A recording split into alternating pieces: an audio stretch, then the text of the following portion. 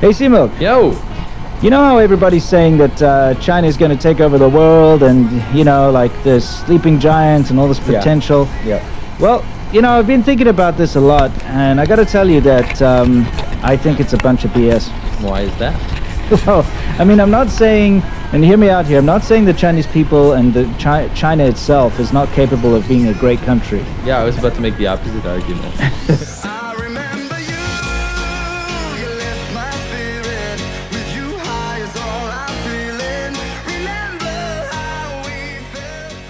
I mean, like we see it all around us. We see the industrious nature of people in China, and the fact that people really, they struggle and they get things done, and they 吃苦, as they say. How would you explain 吃苦? Yeah, I guess you literally translate that as like eating bitter, but what that actually means is just being able to like endure hardship.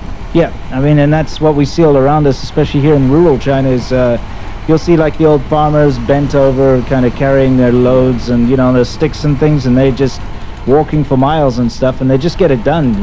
Like they should have been retired like 30 years ago. That's true. The thing is, I think a lot of people need to understand. You look around, there is no real social programs or social welfare in China, and that's a shame because it's a country that a lot of people look to as a country that's pulled itself from poverty and all this kind of stuff, and that's just simply not the case. But the successes that we've seen around China, the people that we've met, they have themselves pulled themselves out of poverty, or maybe remain in poverty but continue on with their life, in a lot of situations where people would have just given up by now. Yeah, looks like a really nice hotel. I'll be able to get a lot of work done here. Alright, yeah, as soon as I get up to my room, basically I'll send you over the important files that you'll need to finalize the meeting. Don't worry, I have everything here. No Wi-Fi here. Well, I'll just connect to one of these public Wi-Fi. I know the coffee shop downstairs has a free Wi-Fi signal.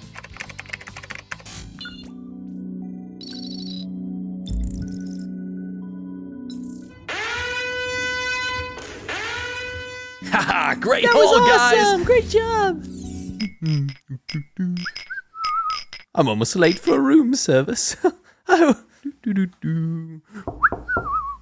I lost everything to the hackers! No one there? I think I hear something in there. It's all gone! It's all gone! I've lost everything! Oh. I should have used Surfshark VPN. Today's video is brought to you by Surfshark VPN. That's our VPN of choice.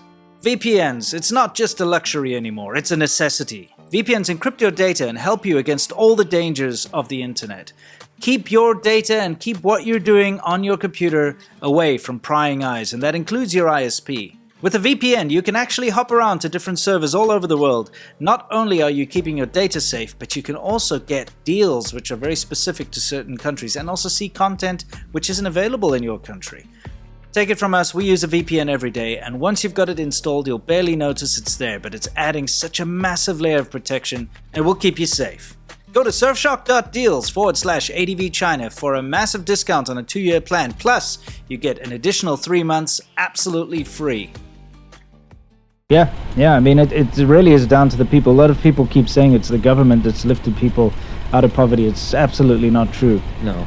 Because the government did absolutely nothing. They just allowed people to start to earn money. Well, I mean, look, if you see an old lady bent over carrying a stick with cement buckets or grain on it, and she's 85 years old and completely perpendicular. Yeah. And I don't mean to make a joke out of this, but like, where's her social program? Where's her welfare? Where's her benefit of her being able to retire? Yeah, it's not the case. It's not, but it's the fact that she's a hard worker and she's taking those vegetables to sell them for a pittance and feed herself and basically provide for herself. That's what makes China have all this potential, is the hardworking people. But I actually wanted to move on to education, because education in China is a double-edged sword.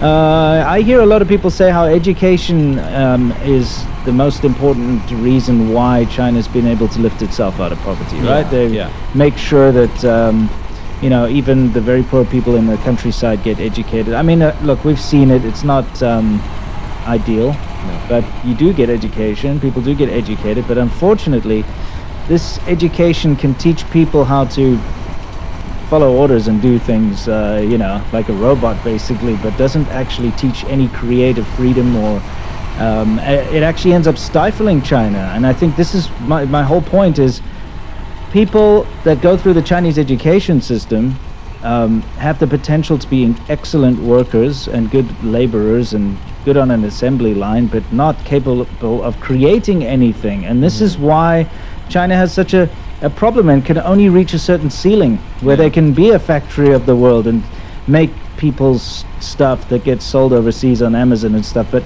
creating their own homegrown products, that's why we see so much IP theft. It's the education system. I mean, would you agree with me? I would. I think there's a problem because I don't want to go out there and point fingers at the government too harshly. I mean, it's a country that doesn't treat that kind of criticism very well, but there's a problem, and it does stem back to the government, because the education system and the nationalism that's kind of instilled there, and the lack of innovation, the lack of wanting to make something new, is not like an innate thing that people have come to the conclusion that that's how they want to live their life. That's the government's design.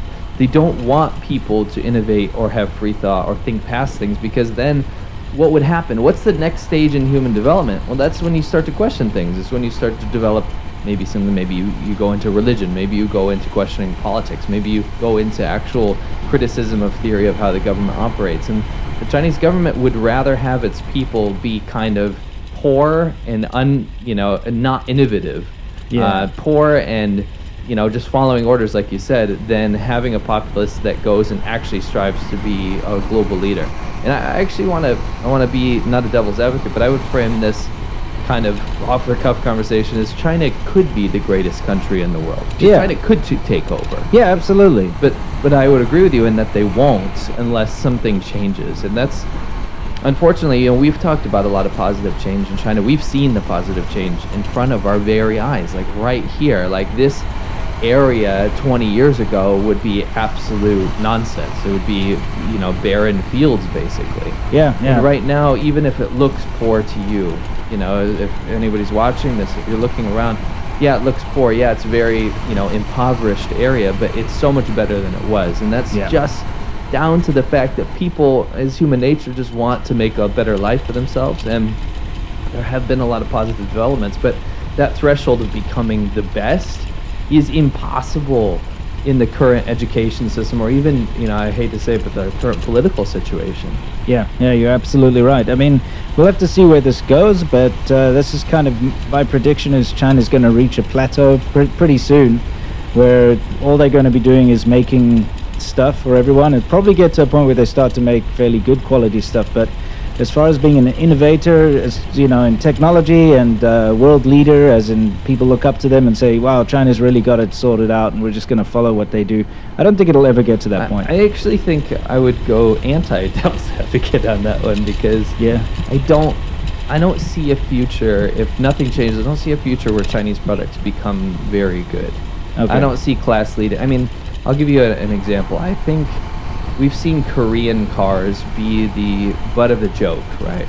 Used to be with Japan, but we've seen them be the butt of the joke. In fact, I mean, even in China, they use Hyundais and stuff as taxis and stuff. They're not high quality vehicles, but the problem is, over time, Korea realized that it needs to be able to be a world competitor, and through a free market and capitalism and things were allowed to improve.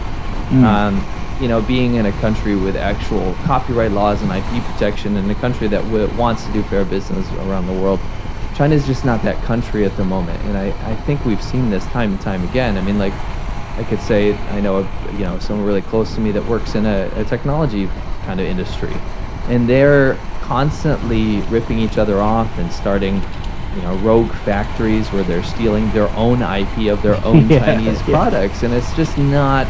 I don't see that being a feasible future for high quality items.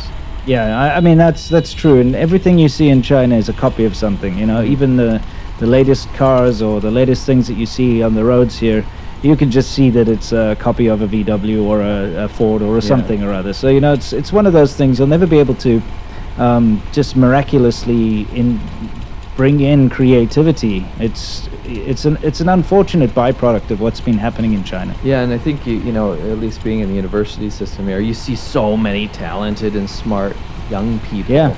And one of their biggest ambitions is to leave.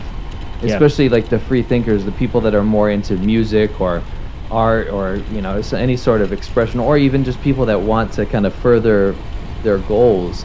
They're either poached by the government to work in a government job here in China, or they want to leave. They want to get out and they want to pursue further careers. And that's why you see, like, I hate to say it, but my own country in America is home to so many talented Chinese people that work in engineering and science and development, because that's the place you do that. Yeah, and that's where you go if you want to be creative. And that's also why you see so many Chinese students overseas, is they realize, their parents realize, and the government even realizes that they lack, you know, this certain je ne sais quoi, for lack of a better word. And so they get sent over there to learn new skills and talents to bring back, because it cannot be found in China. Yeah, so it's like they send their kids abroad, or they want to go abroad, and then hopefully, you know, the parents hope, hey, maybe they'll come back one day. Yeah, bring their skills and the IP that they happen to have come across on a laptop in the lab in the school, and, you know, start a business. Of course, there's a lot of people that stay in America and further, you know, an honest profession. Yeah, and just decide to stay. And I think that's a big symptom of what's wrong with the future of China. And I'm a kind of person that I want to see the best for China. I want to see the best for the Chinese people, but I do feel like they're being stifled from, you know, for lack of better words, from an unknown entity that's just preventing them from being all they can be. Absolutely. Well, I mean, let's see where this all goes. It's you know, we'll know in our lifetime, I'm sure, what's going to happen. We're going to see changes with regards to China, and especially with Xi Jinping in power these days. You know, things are changing rapidly, so who knows? Yeah. Anyway, man, anything else you want to say before we sign off? Well, before we head out into the deeper countryside here, we're finally in a position where we can stop and get some food, so I think we should pull over and get some food pretty soon. All right. Okay, well, thanks. And thanks for watching. Yeah. We'll catch you in the next one. Cheers.